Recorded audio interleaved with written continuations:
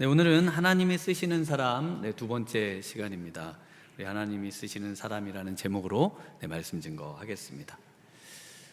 극한 상황에 처하거나 고된 노동에 시달릴 때 사람은 인간성이 말살되고 굉장히 왜곡되는 상황으로 변해갑니다. 그래서 내 몸값은 1분에 100원이었다 라고 말한 나는 북경의 택배기사입니다 라는 책을 쓴 후안 옌이라는 분은요, 열심히 일하고 또 남에게 패기치지 않으면 잘 살 수 있다 라는 부모님의 가르침과 달리 고등학교를 졸업하고 사회로 나와서 19개의 직업을 거쳐가면서요, 택배회사부터 시작해서 물류센터, 주유소, 편의점, 쇼핑몰 등등 각종 아르바이트를 하면서 이런 고된 일들 속에서 자신이 어떻게 변해가는지를 이 책에서 말해줍니다. 물류센터에서 일을 하다 보니 저절로 성격이 나빠졌다. 삶에 짓눌려 동정심이 바닥나고 자기도 모르게 무감각하게 차갑게 변해갔다. 우리 성도님들도 아마 원래 그런 분들이 아닌데 직업 때문에 또 삶의 그 고된 노동 때문에 그 힘듦 때문에 이렇게 이와 같이 변해진 자신의 모습을 동일하게 느끼실 거라 생각합니다.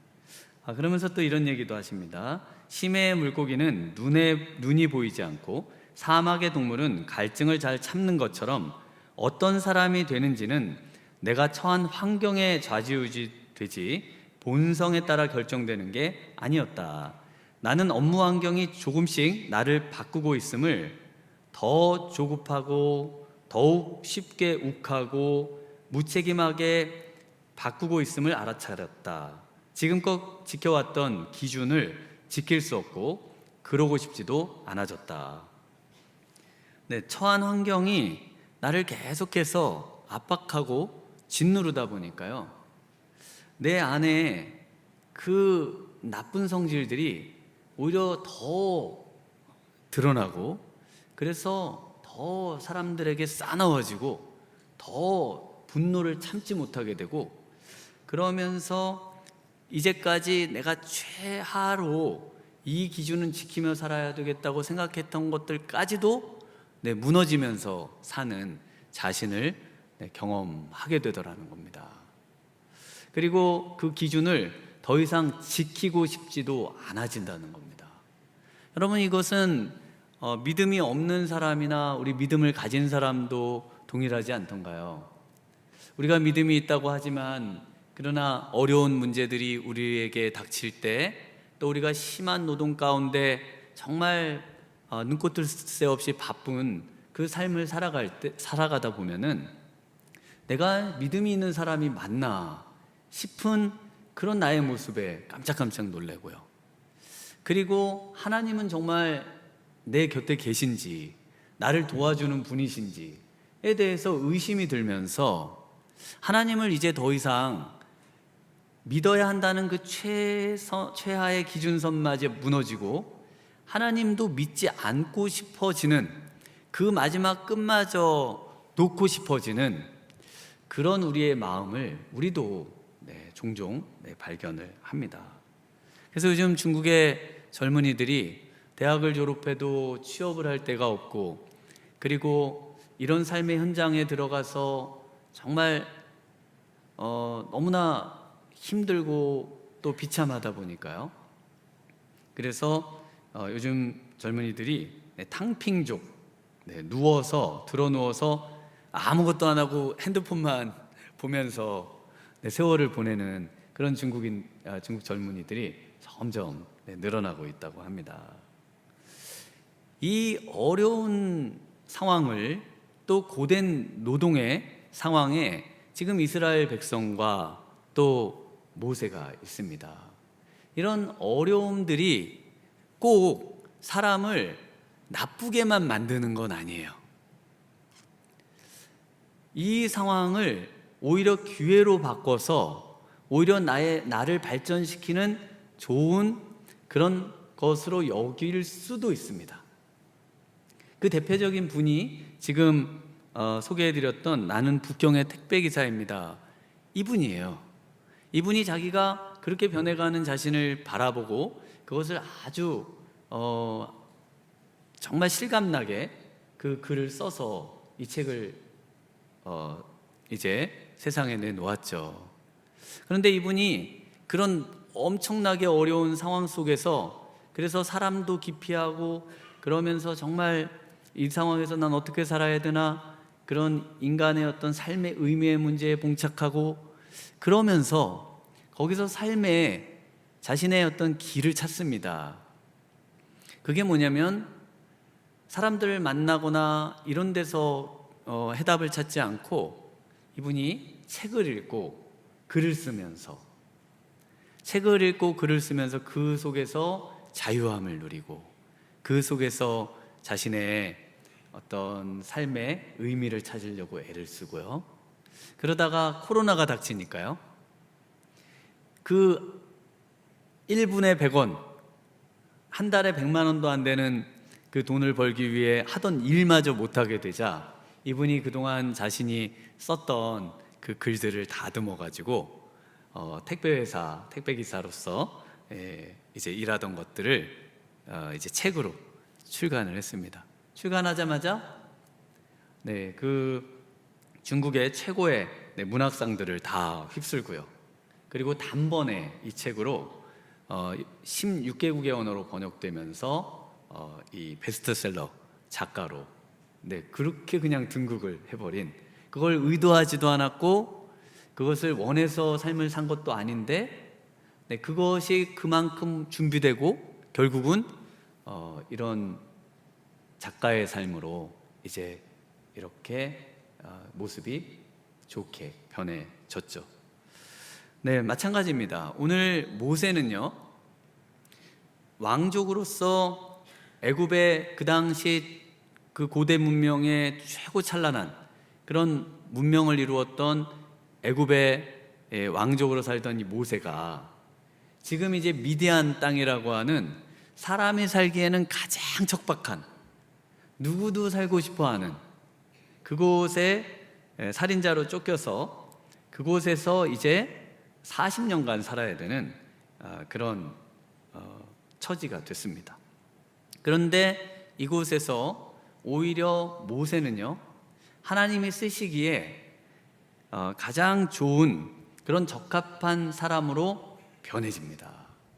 그전 40년 동안 애굽에 있으면서 왕자로서 모든 학문과 지혜를 배우고 병법을 익혔다면은 이제 이 광야의 시간에는 이제 우리 하나님께서 또 다른 훈련의 장으로 펼치시고 이곳에서 그 훈련을 통해서 이제 진정한 하나님의 쓰실 수 있는 사람으로 또 이스라엘 백성들을 인도할 그런 영적인 지도자로 우뚝 서게 되는 그 시간이 바로 이 시간입니다. 그래서 오늘 본문에는 어떤 훈련들을 받았는지, 어떻게 준비가 됐었는지 그 미디안 땅에서요, 그 내용들을 고스란히 담아주고 있습니다. 첫 번째 받은 훈련은요, 미디안 땅에서 이 버림의 훈련입니다. 버림의 훈련이에요. 우리 16절, 17절을 한번 같이 읽어보겠습니다. 미디안 제사장에게 7달이 있었더니 그들이 와서 물을 길어 구유에 채우고 그들의 아버지의 양떼에게 먹이려 하는데 목자들이 와서 그들을 쫓는지라. 모세가 일어나 그들을 도와 그 양떼에게 먹이니라. 어려움 속에 처하면 주위를 바라보면서 한탄하고 환경을 원망하고 사람을 원망하고 그러면서 이런 상황이 되게 만든 부모와 또 하나님을 원망하는 쪽으로 이제 마음이 기울죠. 그러나 정말 지혜가 있는 사람은요, 그 속에서 자신을 성찰하고 자신을 바라보면서 내 안에 부족했던 게 뭐가 있는지, 그리고 내가 버려야 될 것은 무엇인지, 그러면서 인생을 아주 깊이 보게 된다는 것입니다. 그래서 환경을 탓하는 게 아니라요, 내가 왜 히브리인들과 하나가 되지 못했던가.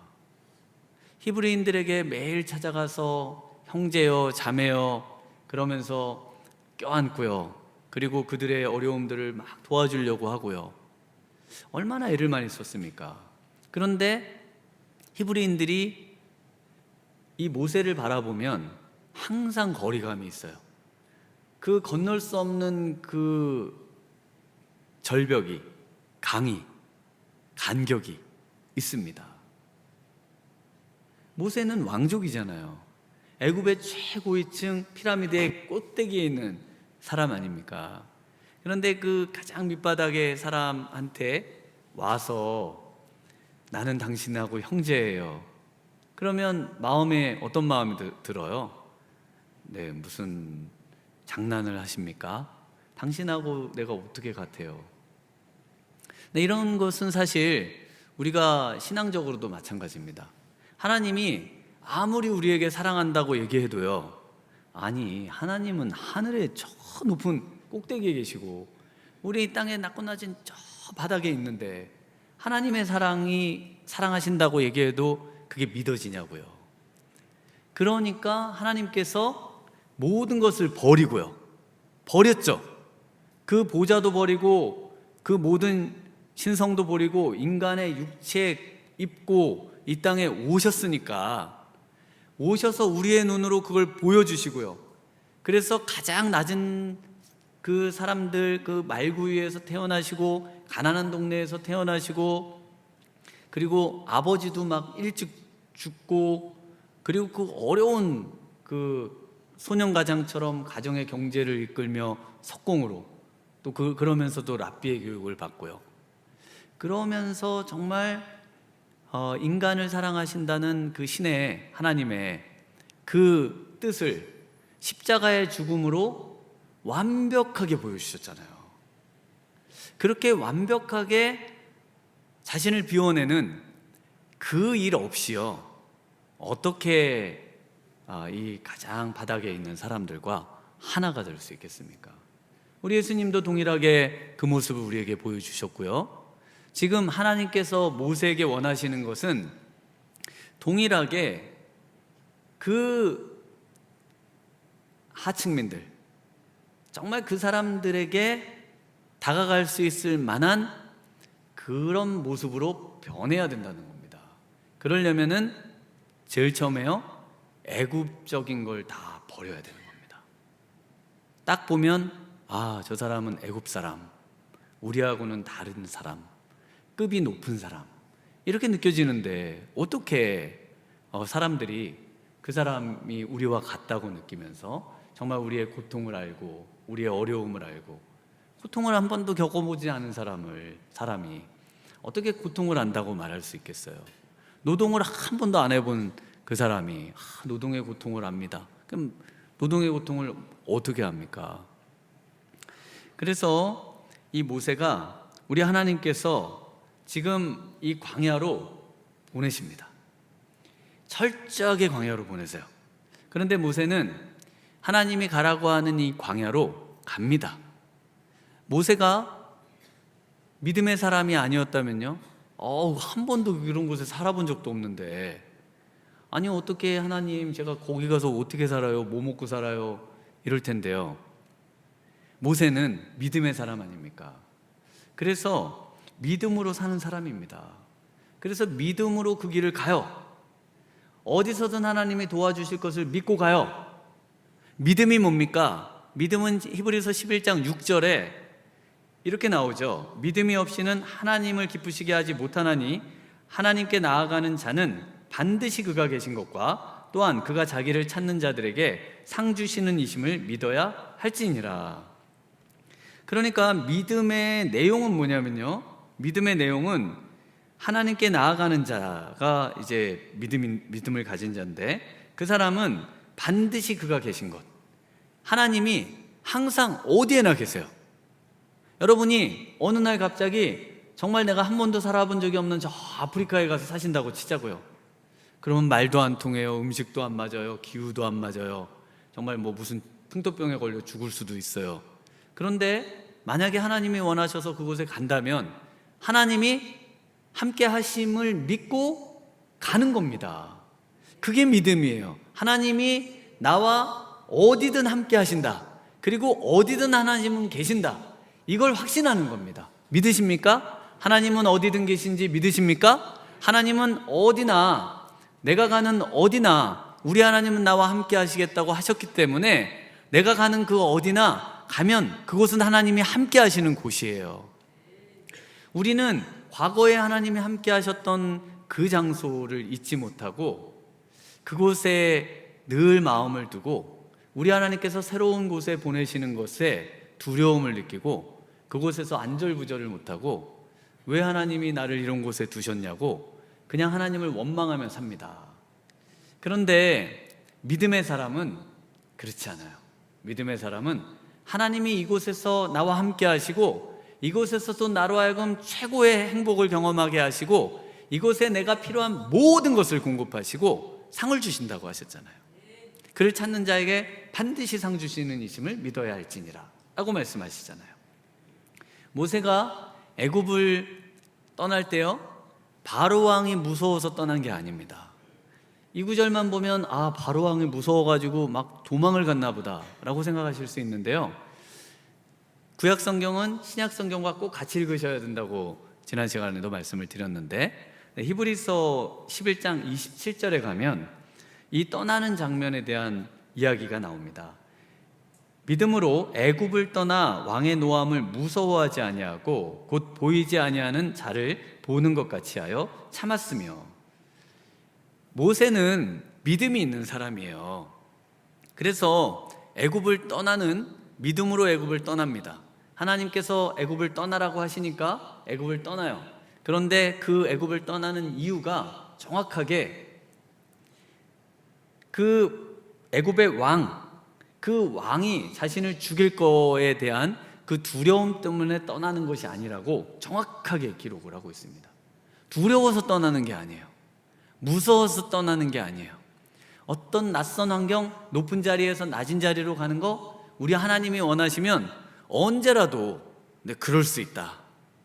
우리 하나님이 원하시면 여기서 저 끝으로, 저 끝에서 이 끝으로 우리 하나님이 함께 하시기만 하면은 나는 갈 수 있다. 그게 지금 모세의 믿음의 모습입니다. 그래서 보이지 아니하는 자를 보는 것 같이 하면서 참았다는 겁니다. 그 광야의 모든 것을 인내로, 얼마나 힘들었겠어요. 씻을 물도 없죠. 늘 그 하인들이 자신을 씻겨주고 최고급 옷을 입혀주고 모든 필요한 것을 다 채워주고 했던 곳에서 이제 아무런 누구의 도움도 없이, 아무런 자원도 없이 그곳에서 어떻게 살았느냐? 우리 하나님만 붙들고 살았다는 겁니다. 이 믿음이에요. 하나님만 붙들고 사는 게 믿음이에요. 부한 데도 처하고 가난한 데도 처하고요, 그리고 높은 데도 처하고 낮은 데도 처하고, 이게 하나님을 믿는 사람의 그 모습입니다. 그 자체로 우리를 흔들 수 없고 우리는 믿음으로만 산다고 고백하는 것이죠. 근데 모세가 있었던 미디안 땅은요, 미디안 땅을 잠시 보면은 지금의 이 사우디 아라비아 하고 지금 오른쪽에 이제 저 고센 땅에서 오른쪽 이집트를 지나 그리고 이스라엘 땅을 좀 지나서 아카바만이라고 불리는 그 지역을 지나서 그리고는 저 사우디아라비아, 그리고 그 위는 이제 요르단이죠. 근데 저 지역에 가보신 분들도 있으실 거예요. 뭐 성지순례를 가셨거나 여행을 가시면 전부 사막이죠.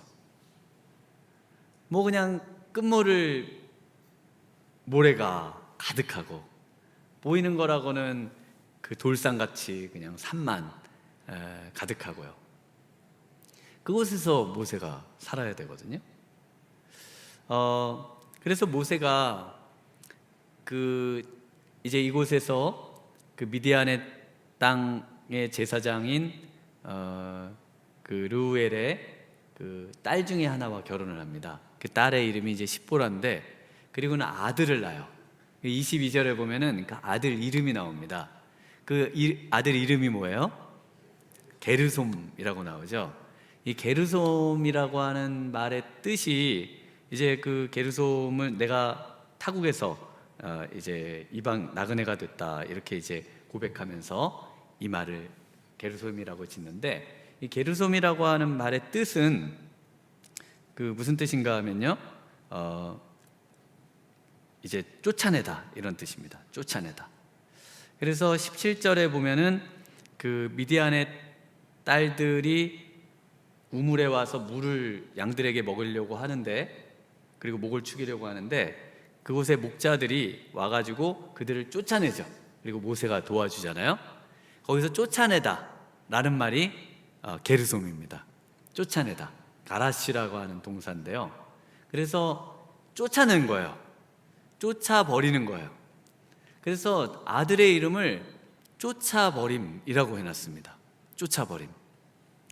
그러니까 하나님께서 나로 하여금 애굽에 있는 모든 것을 버리도록 이곳으로 쫓아버리셨죠. 하나님께서 내게 있는 모든 세상적인 것을 버리도록 하시는 거예요. 다 쫓아내버리도록 하시는 거예요. 그래서 우리가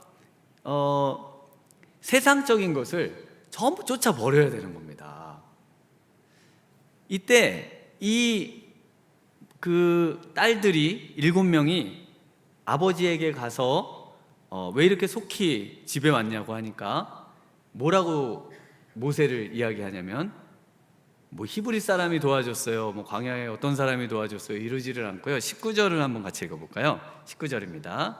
그들이 이르되 한 애굽 사람이 우리를 목자들의 손에서 건져내고 우리를 위하여 물을 길어 양떼에게 먹였나이다. 네, 모세를 뭐라고 부릅니까? 네, 애굽 사람이라고 불러요. 그래서 모세는 이 애굽 사람의 모습을 벗어야 됩니다. 우리 믿음의 사람들은 세상적인 모든 모습을 자꾸 벗어내야 돼요. 이것을 벗어내려고 애를 써야 됩니다. 믿는 사람인지 아니면 세상 사람인지 모르게끔 되는 거는 그렇게 좋은 게 아니에요. 자꾸 우리 안에 있는 세상적인 것들을 끊어내는 거, 이것을 하나님이 원하신다는 거예요. 그런데 세상 안에 있으면 세상에 물들어 있기 때문에 잘 몰라요. 내가 세상적인 어떤 모습을 갖고 있는지. 그러니까 우리가 공기가 있으면 공기가 소중한지 잘 모르다가 공기가 희박한 데 가면 내가 늘 숨쉬는 공기가 늘 나에게 이렇게 있었구나, 이걸 알게 되죠. 마찬가지입니다. 우리가 세상에서 이 광야 같은 곳으로 와야 돼요. 이 세상의 광야 같은 곳으로 하나님께 주신 곳이 어딜까요? 교회입니다. 교회에 오셔야, 교회에 있어야 정말 세상과 다른 하나님의 말씀을 듣고 또 하나님께서 기도 가운데 세상적인 것들을 깨닫게 해주시고, 그러면서 세상적인 것들을 계속 내게서 쫓아낼 수 있는, 버려낼 수 있는 그런 곳으로 하나님께서 교회를 주신 겁니다. 요한일서 2장 17절에 이는 세상에 있는 것이 육신의 정욕과 안목의 정욕과 이생의 자랑이니 다 아버지께로부터 온 것이 아니요 세상으로부터 온 것이라. 세상으로부터 온 세상에 있는 것, 육신의 정욕, 안목의 정욕, 이생의 자랑, 우리 교회에 와서요 이 모든 것들을 끊어내는 거예요. 버려내는 겁니다. 이곳에서 정말 우리 하나님이 원하는 사람들로 빚어져 가는 겁니다. 정말 우리 하나님이 쓰실 수 있는 사람들로 우리를 계속 비워내는 거예요. 계속 끊임없이 비워내는 거예요. 자랑하고 싶은 마음 다 비워내고요. 그리고 세상적인 것들을 자꾸 내려놓고요. 그래서 정말 우리 하나님이 우리를 쓰시게 만드는 거, 이것이 우리의 신앙생활의 첫 번째 훈련이고 우리가 교회에 오는 첫 번째 모습이에요. 세상적인 것을 가져와서 교회를 세상으로 만드는 게 아닙니다. 세상적인 우리의 모습을 교회에 와서는 전부 내버리는 거예요. 계속 끊임없이 정말 하나님이 우리를 쓰실 때까지, 쓰심에 합당할 때까지 그렇게 비워내는 것입니다. 두 번째는요, 섬김의 훈련인데요. 우리 21절과 22절 함께 읽습니다. 모세가 그와 동거하기를 기뻐하며 그가 그의 딸 십보라를 모세에게 주었더니 그가 아들을 낳음에 모세가 그의 이름을 게르솜이라 하여 이르되 내가 타국에서 나그네가 되었음이라 하였더라. 모세가 왜 우물가에 있었을까요? 우물 곁에. 우물은 전통적으로 사람을 만나는 장소입니다. 그 주위에 너무나 해가 뜨겁고 물이 귀하기 때문에 사람들은 다 물을 찾아오거든요. 그래서 우물은 아주 좋은 곳이에요. 항상 사람들이 모이는 곳이고, 그래서 모세도 지금 이곳에 누군가를 기다리고 있습니다. 그리고 그 누군가가 바로 미디안의 제사장이었던 루우엘이었고요. 그리고 그 딸들이었죠. 그래서 우리 예수님도 야곱의 우물가에서 사마리아 여인을 만나시잖아요. 그리고 아브라함의 아들 이삭의 이제 며느리를 맞이할 때도 그 종이 우물가에서 그 며느리를 이제 이삭의 부인을 찾는 그 모습을 또 보실 수가 있죠. 그래서 이 우물가에서 모세가 미디안의 7딸 중에 하나인 십보라와 이제 결혼하게 되는 계기가 됩니다. 우리 하나님께서 왜 이 결혼의 장면을 이 중요한 훈련의 내용 속에 집어넣어 두었을까요? 하나님께서 쓰시는 영적 지도자는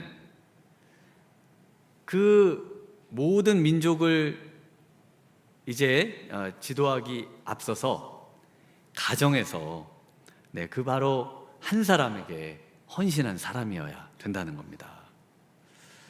그래서 중세 사제들이나 수녀들이 독신을 하지 않습니까? 그래서 순결 맹세하고 독신을 맹세하는데요. 종교개혁가였던 마틴 루터가 이 사제이면서도 이걸 깨고 수녀였던 카타리나라고 하는 분하고 16살이나 나이 차이가 나는데 그 카타리나하고 결혼을 합니다. 그래서 이제 이 마틴 루터가 호색적인 배교자다, 신과의 언약을 배반한 자다, 아주 갖은 욕을 다 듣습니다. 그 친구도, 아주 친한 친구도 막 말려요. 너가 결혼을 하면 어떡하냐고. 그때 이 마틴 루터가 결혼을 꼭 해야 되는 3가지 이유를 말합니다. 그 첫 번째가 뭐냐면 사탄 마귀를 실망시키기 위해서라는 거예요. 사탄이 가장 싫어하는 게 결혼이라는 겁니다. 왜 사탄이 가장 싫어하는 게 결혼일까요? 하나님이 결혼을 가장 좋아하시기 때문에 그렇습니다. 하나님이 가장 좋아하는 거를 사탄은 가장 싫어하는 거거든요. 하나님이 인류 최초로 만든 제도가 결혼이잖아요. 그 다음에 2번째는 자신의 설교를 몸소 실행하기 위해서라는 겁니다. 이제 하나님의 말씀을 설교할 거 아닙니까? 결혼에 대해서 얼마나 많은 설교를 하겠어요. 가령 에베소서 5장 25절에 남편들아 아내 사랑하기를 그리스도께서 교회를 사랑하시고 그 교회를 위하여 자신을 주심같이 하라. 그런데 자신은 아내가 없으니까 이런 설교를 해도 자신이 아내 사랑을 실천할 수가 없잖아요. 하나님의 말씀을 실천을 하지 못하면서 성도님들에게는 실천을 하라고, 목사는 기도를 안 하면서 성도님들 기도하라고, 말씀대로 살라고 그러면은 성도님들이 목사님은 결혼을 안 해봐서 잘 모르시나 보다, 목사님은 자녀도 안 키워봐서 잘 모르시나 보다 이러실 거 아니에요. 그러니까 말씀을 정말 성도님들에게 온전히 전하려면은 자신이 결혼을 해야 된다는 겁니다. 사실 결혼을 해서 한 사람을 위해서 그리스도가 교회를 위해서 십자가에 죽으셨던 것처럼 내 배우자를 위해서 내가 죽기까지 사랑하는 그 훈련을 안 하고 어떻게 하나님의 그 공동체를, 민족을, 나라를 세우는 그런 지도자가 될 수 있냐, 그런 얘기죠.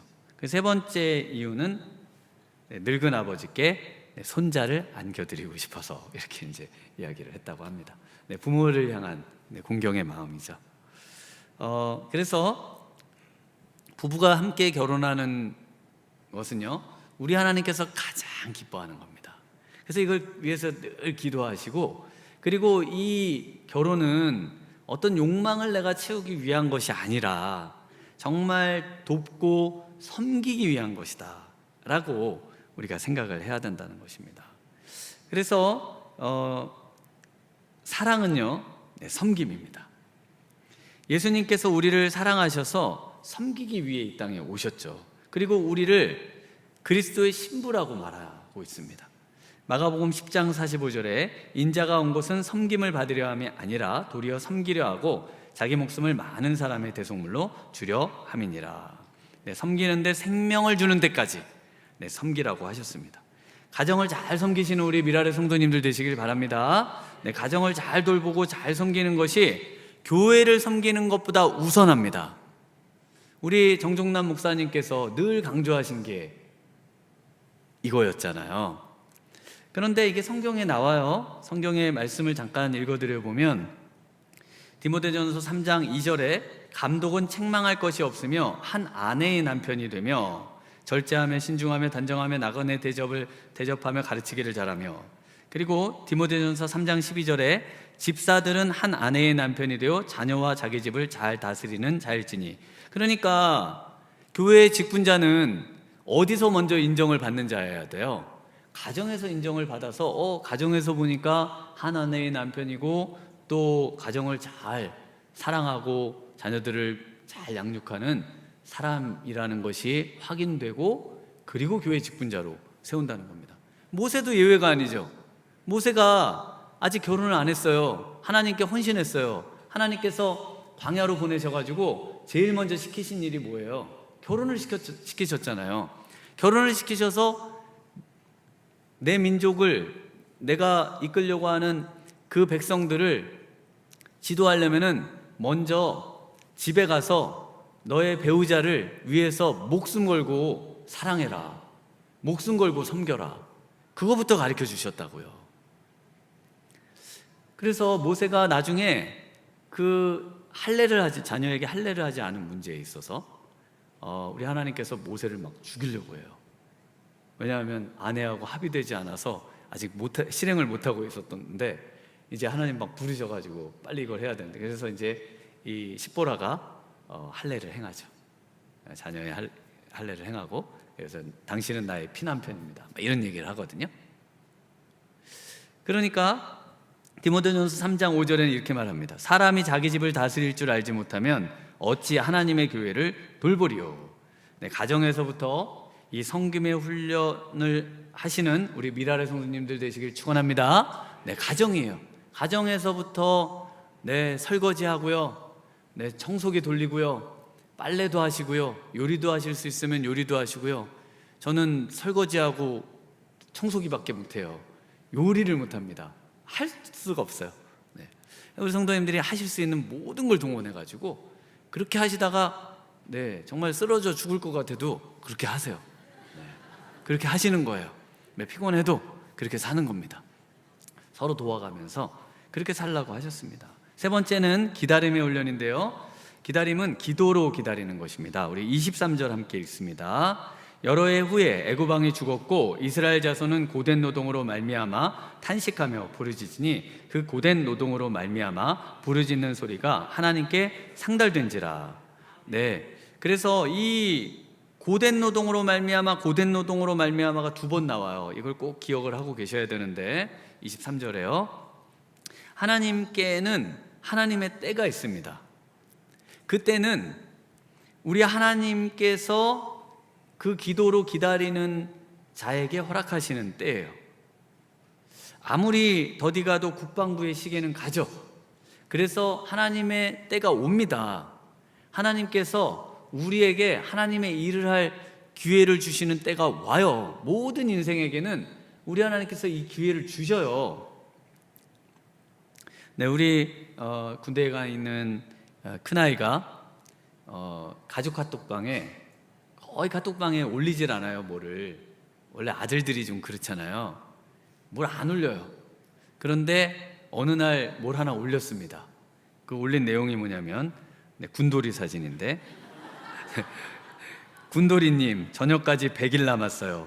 힘내세요. 이제 곧 있으면 나갈 수 있어요.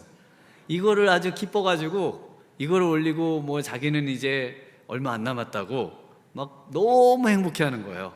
네, 곧 저녁이라고.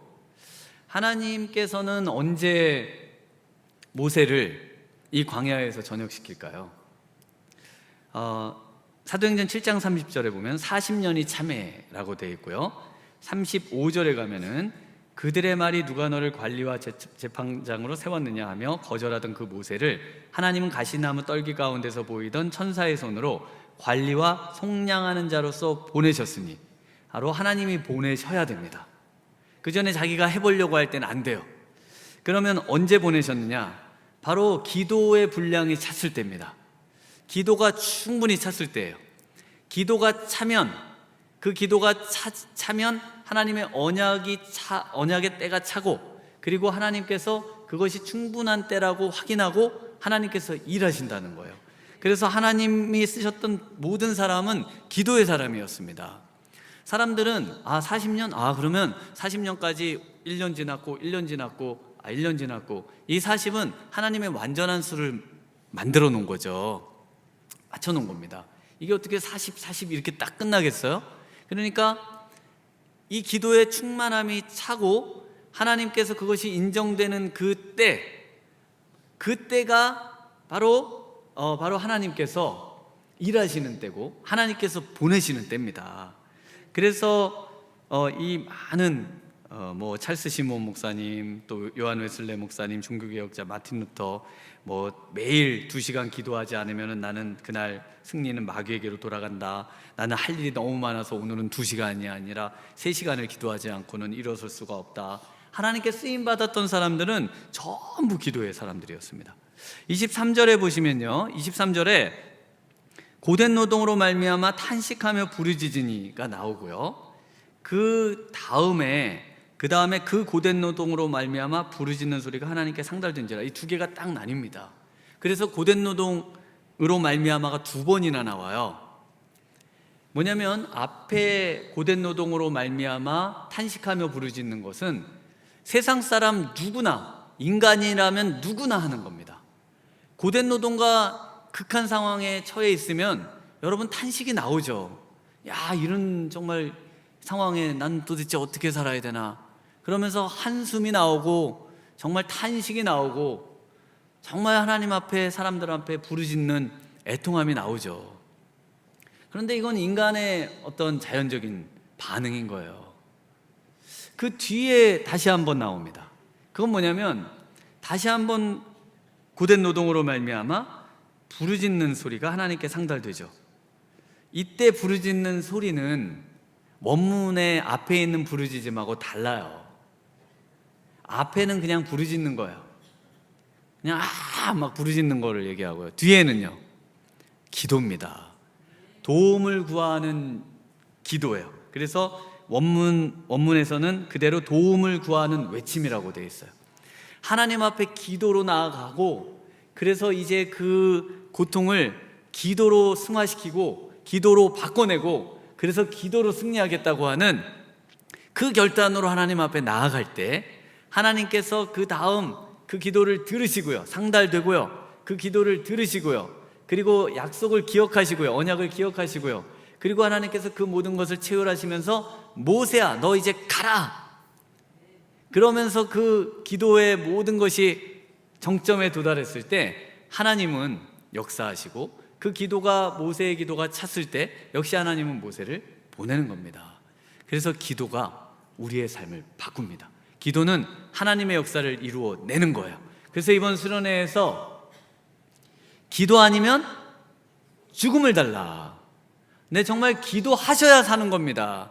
우리 성도님들이 기도 말고 거기다 돈을 주세요, 빵을 주세요, 높은 직위를 주세요, 하나님 성공을 주세요. 하나님께 쓰임받는 인생은요, 기도입니다. 하나님께서 기도하는 자에게 우리 하나님의 놀라운 비밀을 보여주시고요, 기도하는 자에게 우리 하나님께서 역사하시고요, 우리 하나님의 살아계심을 보여주시고요, 우리 하나님께서 우리 기도하는 자들의 삶을 돌보시고 역사하셔서 광야 40년 동안 부르트지 아니하고 물이 없어서 양식이 없어서 그곳에서 굶겨 죽이신 그런 하나님이 아니시라는 겁니다. 우리 성도님들께서 정말 우리 하나님, 이 좋으신 하나님을 신뢰하시면서요, 우리 남은 생에 정말 우리 믿음으로 또 우리 모세처럼 쓰임받는 우리 귀한 성도님들 되시길 주님의 이름으로 축원합니다. 이 시간 우리 함께 찬양하고 또 기도로 나아가도록 하겠습니다. 우리 나의 소망 되신 주를 바라봅니다. 다시 오실 나의 왕 예수 주를 기다립니다. 밤이나 낮이나 어제나 오늘도 주님, 오늘 이 시간 기도할 때 내게 다가와 주셔서 주님, 슬플 때, 괴롭고 슬플 때 낭망하고 넘어지지 않도록 나를 붙들어 주세요. 이 찬양 함께 합니다. 소망 되신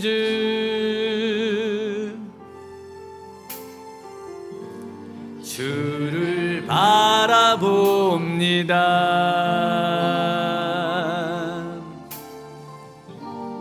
다시 오실 나의 왕 예수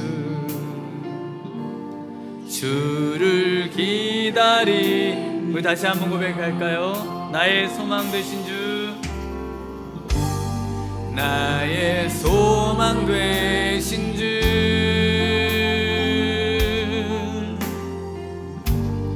주를 바라봅니다.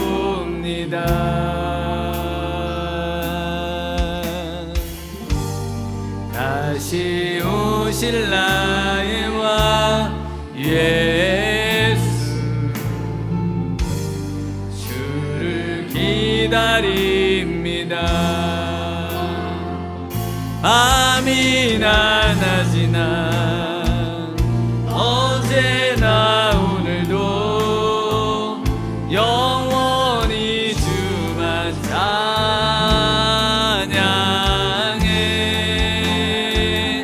괴롭고 슬플 때 낭망하여 넘어져도 언제나 주만 찬양. 다시 한번 고백합니다. 밤이나 낮이나 밤이나 낮이나 어제나 오늘도 영원히 주만 찬양해.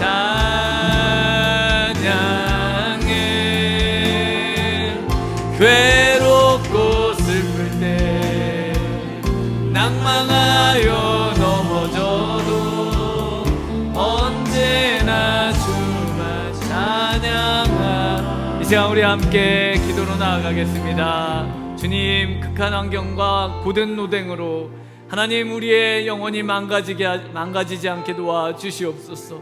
온전히 주만 바라볼 수 있도록 하나님, 우리의 믿음을 굳건하게 하여 주시고, 무엇보다 하나님, 기도가 살아나게 도와주옵소서. 오늘 이 아침에 우리에게 기도의 영을 부으시고 하나님께 기도하는 영혼 되게 하여 주옵소서. 기도로 일어나게 도우시고, 기도로 승리하게 도우시고, 기도로 주님의 나라를 보게 하시고, 기도로 이 어려운 상황을 하나님의 뜻을仰망하며 바라볼 수 있도록 도와주옵소서. 우리 주님 한번 부르고 기도하며 나아가겠습니다. 주여,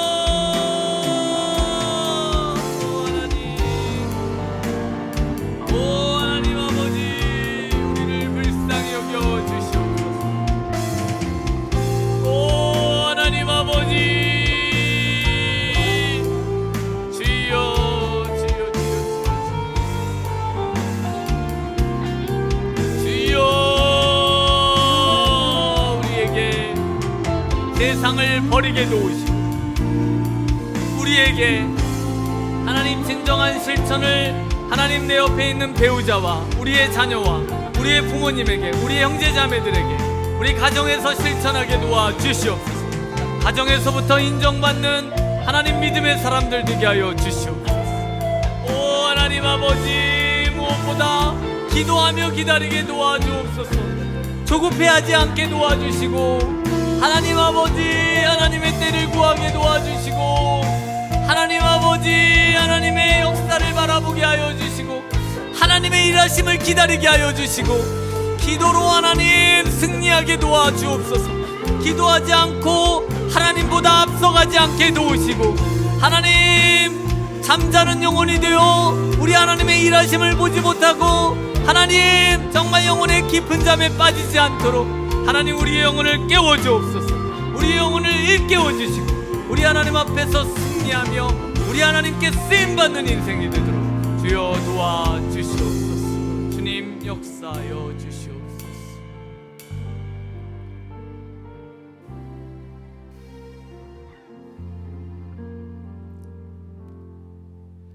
이제는 우리 구주 예수 그리스도의 은혜와 무한하신 하나님 아버지의 극진하신 사랑하심과 성령님의 충만하신 은혜가 우리 하나님만 붙들고 어떤 상황과 환경에 처할지라도 믿음으로 우리 하나님만 붙들고 승리하기 원하는 이곳에 모인 모든 사랑하는 성도님들 위해 지금으로부터 영원토록 함께 있을지어다. 아멘.